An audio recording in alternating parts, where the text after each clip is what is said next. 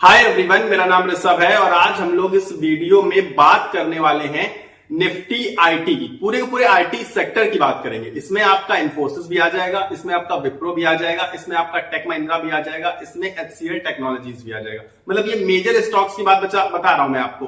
बाकी अगर आप पाएंगे तो टीसीएस वगैरह भी है। पूरे पूरे सेक्टर की बात कर लेते हैं। चलिए, तो सेक्टर स्पेसिफिक आज बात करेंगे। उसका रीजन है कि आज सबसे ज्यादा अगर पिटाई पड़ी है किसी सेक्टर की तो वो हमारा आईटी सेक्टर। आप सबको पता है कि पूरे के पूरे निफ्टी की बात कर रहा हूं, लीड क्या कर रहा है? लीड करते हैं आईटी सेक्टर और फाइनेंशियल, बाकी सब थोड़े बहुत हिस्से हैं उसके।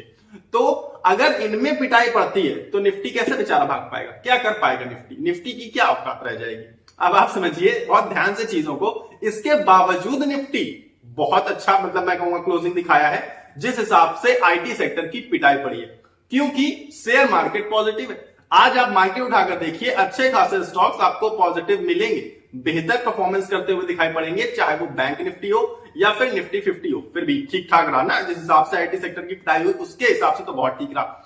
अब आईटी सेक्टर की पिटाई पड़ क्यों रही है और क्या आईटी सेक्टर निवेश के लायक है, इस बारे में जानकारी बहुत जरूरी है। इसी वजह से ये वीडियो बनाया जा रहा है, आप सब तक ये जानकारी पहुंचाने के लिए। तो निफ्टी आईटी की बात कर रहा हूं। आईटी सेक्टर की जो समस्या है वो समस्या सिर्फ और सिर्फ हमारे इंडिया में नहीं है, ये समस्या आ रही है अमेरिका से। दूर से समस्याएं आ रही हैं। अब दूर से समस्याएं क्या आ रही हैं? अमेरिका का बाजार लगातार पिट रहा है। ऑल्दो अमेरिका नहीं, मैं तो कहूंगा पूरा पूरा ग्लोबल वर्ल्ड पिटाई खा रहा है, जबकि हमारे भारतीय बाजार मजबूत स्थिति में खड़े हैं।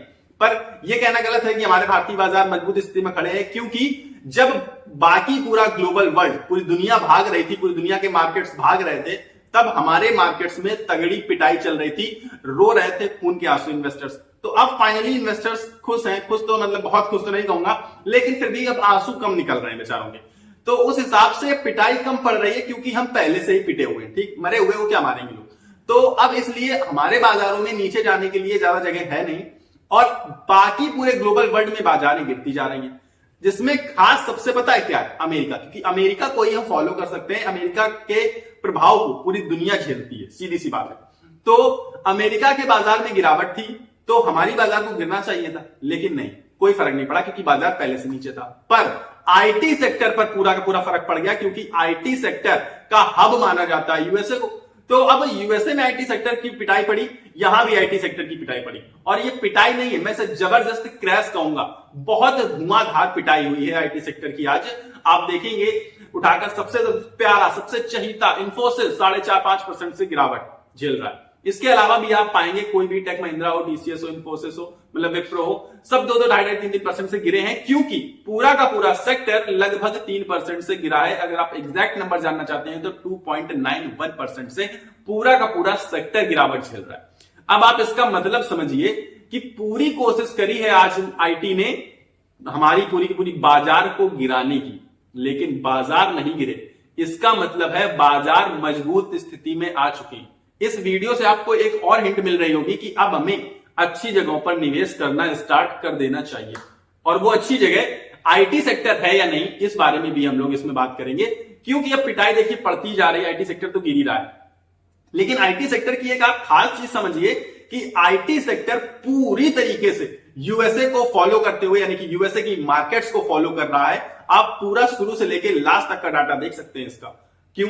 जब हमारी बाजार पिट रही थी, पिटाई पड़ रही थी, गिरती चली जा रही थी, तब आप देखिए आईटी सेक्टर क्या धूम मचा रहा था। इन्फोसिस नया हाई बना रहा था, विप्रो नए हाई बना रहे थे, टेक महिंद्रा भाग रहा, अलग मतलब अलग जलवा चल रहा था आईटी सेक्टर का। लेकिन जब से हमारे बाजार थोड़ा थोड़ा रिकवरी कर रहे हैं, लेकिन यूएसए में पिटाई पड़ी है मार्केट्स में, तब से आईटी सेक्टर की भी पिटाई शुरू हुई है, और दम लगा के पिटाई हो रही है। आप ये मानिए कि छोटी मोटी पिटाई नहीं है, अब वो उसी लेवल पर आकर खड़े हो गए जिसमें बाकी स्टॉक्स आकर खड़े हुए थे, जिनकी पिटाई हुई थी। और आईटी सेक्टर की पिटाई नहीं पड़ी थी, क्योंकि नए हाई बना रहे थे ये लोग तो बिल्कुल जोश में थे, उत्साह में थे, अमेरिका के बाजारों की तरह भागते जा रहे थे, उनको फॉलो कर रहे थे, क्योंकि लेकिन अब उन्हीं को फॉलो करने की वजह से यहां पर गिरावट आ रही है। तो अब किया क्या जाए? मेन मुद्दा तो ये आ जाता है कि अब हम क्या कर सकते हैं।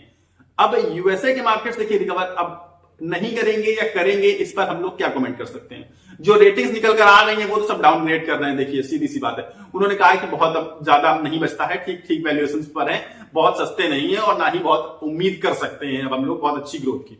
तो इसका मतलब है कि अब यूएसए मार्केट्स बहुत तेज भागने वाले तो नहीं है, ऑल्दो चाइना मार्केट में अच्छा स्कोप दिख रहा है सबको। ज्यादातर इन्वेस्टर्स जो हैं, ज्यादातर जो फर्म्स हैं, वो सब चाइना मार्केट को बुलिश कर रही हैं। पर हमारा जो मार्केट है, हमारा जो आईटी सेक्टर है, वो किसको फॉलो कर रहा है? वो यूएसए के मार्केट को फॉलो कर रहा है। तो अब आप समझिए कि जब तक यूएसए के मार्केट नहीं भागेगा, मतलब जब तक यूएसए का आईटी सेक्टर नहीं बूस्ट करेगा, तब तक यहां भी कुछ खास चांस दिख नहीं रहा, मतलब एटलीस्ट अभी तो नहीं। अब क्या कर सकते हैं हम लोग? रिजल्ट का इंतजार कर सकते हैं। देखिए, रिजल्ट्स का सबसे बड़ा प्रभाव पड़ता है, पर मैं आपको बता दूं कि रिजल्ट्स भी बहुत बेहतरीन नहीं आने वाले हैं। सीधी सीधी न्यूज निकल कर आ रही है कि रिजल्ट्स बहुत बेहतरीन नहीं आएंगे, रेवेन्यू कम हो सकता है, काइंड ऑफ थिंग्स। तो रिजल्ट्स अगर बेहतरीन नहीं आए तो ये पिटाई अभी कम पड़ी है, ऐसी 10-5% की पिटाई और आ सकती है, ठीक। तो लेकिन क्या खरीदारी का मौका बन सकता है? मैं कहूंगा बिल्कुल नहीं बन सकता। क्यों? ऑल टाइम हाई अभी हाल फिलहाल टच किया है, तो अभी तो इतना ज्यादा पिटे भी नहीं बेचारे। अभी जो स्टॉक 6-6 महीने, 1-1 साल, 1.5 साल से अपने ऑल टाइम हाई को टच नहीं कर पाए हैं, वो स्टॉक्स में खरीदारी का मौका बन रहा है, क्योंकि वो सस्टेन कर रहे हैं, वो अपनी जड़ें मजबूत कर रहे हैं ना वहां पर। अब भागने के लिए उनके पास बहुत कुछ है। ये अभी अभी गिरे हैं, और क्योंकि अमेरिका बाजार को फॉलो करते हैं, तो गिरावट के संकेत दिख रहे हैं दूर तक।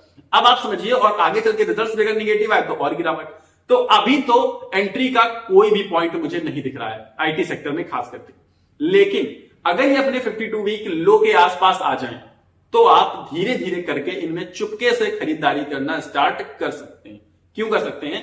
क्योंकि कभी ना कभी फिर से इसमें रैली आएगी, सीधी सी बात है। 1-1.5 साल के अंदर फिर से आईटी सेक्टर बूस्ट हो जाएगा। अब तब आपको उसका फायदा मिले, इसके लिए आपको सही प्राइस पर, सही पॉइंट ऑफ टाइम पर एंट्री भी करनी चाहिए। देखिए, सीधी सी बात है। लेकिन अभी अगर आप एंट्री करने की सोच रहे हैं, जिसने आज एंट्री ले ली होगी बिल्कुल 4-4.5% की गिरावट में खुश होकर इन्फोसिस में, तो मुझे लगता है कि अभी वो 8-10% की गिरावट और झेल सकता है।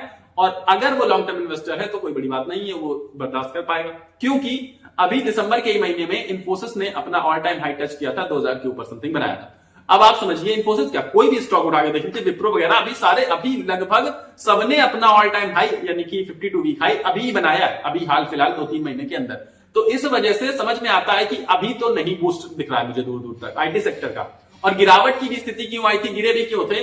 क्योंकि अमेरिका की बाजार गिर रही है, और उठे भी क्यों थे? क्योंकि अमेरिका की बाजार उठ रहे थे, आईटी सेक्टर पूरा का पूरा बूस्ट कर रहा था। अब हमें चीजों को समझना है, और क्या समझना है कि एंट्री कब लेनी है। जब तक 52 वीक लो के बहुत नियर अबाउट ना आ जाए, या फिर अमेरिका से कोई बहुत पॉजिटिव न्यूज ना निकल कर आए, तब तक आपको उनमें एंट्री नहीं लेनी है। बच के रहना है, बचना है, सीधी सी बात। लेकिन जिन्होंने ऑलरेडी ले रखा है, उन्हें उसमें होल्ड करना है, होल्ड, सेलिंग नहीं। सेलिंग अगर आप करेंगे, क्योंकि मैं ये नहीं कह रहा हूं कि आईटी सेक्टर बेकार हो चुका है, ये खराब है, अब कभी नहीं बढ़ेगा, तो होल्ड अगर आप कर सकते हैं, आपके पास पेशेंस है, तो बिल्कुल होल्ड करिए, क्योंकि सेक्टर अच्छा है, आईटी सेक्टर आगे चल के बूस्ट करेगा, ये फिक्स है। लॉन्ग टर्म में अच्छा भाग सकता है, अच्छा रिटर्न दे सकता है, पर अभी कुछ समय के लिए जो शॉर्ट टर्म इन्वेस्टर्स हैं, उनको तो बिल्कुल एंट्री नहीं लेनी चाहिए और दूर रहना चाहिए इन स्टॉक से खास करके। ठीक, ये सारी चीजें जो मैं आपको समझाना चाहता था, बताना चाहता था, बता दी थी, समझा दी थी ज्यादातर चीजें। अब आपका अगर कोई ओपिनियन डिफर कर रहा है मुझसे, तो आप जरूर से जरूर कमेंट बॉक्स में शेयर करिएगा। ठीक, दूसरी चीज, अभी आईटी सेक्टर से दूर रहिएगा।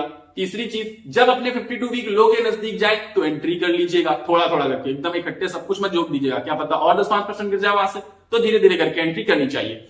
और आगे की बातें बताते हैं कि लॉन्ग टर्म में अगर आप सोच रहे हैं, तब भी अभी एंट्री मत करिएगा, थोड़ा विश्राम करिए ना, देख लीजिए, और नीचे मिल जाएगा तो अच्छी बात है ना मेरे हिसाब से।